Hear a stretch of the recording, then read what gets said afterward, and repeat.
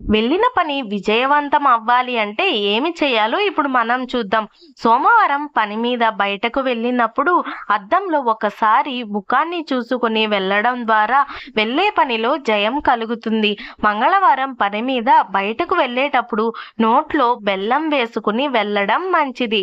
బుధవారం పని మీద బయటకు వెళ్ళేటప్పుడు ధనియాలు నోట్లో వేసుకుని వెళ్ళడం మంచిది. గురువారం పని మీద బయటకు వెళ్ళేటప్పుడు జీలకర్ర నోట్లో వేసుకుని నములుతూ వెళ్ళడం మంచిది. శుక్రవారం పని మీద బయటకు వెళ్ళినప్పుడు పెరుగు పంచదార మిశ్రమాన్ని తాగి వెళ్ళడం మంచిది అని చెప్పవచ్చు. శనివారం పని మీద బయటకు వెళ్ళేటప్పుడు అల్లం ముక్కను నోట్లో వేసుకుని నములుతూ వెళితే మంచి జరుగుతుంది.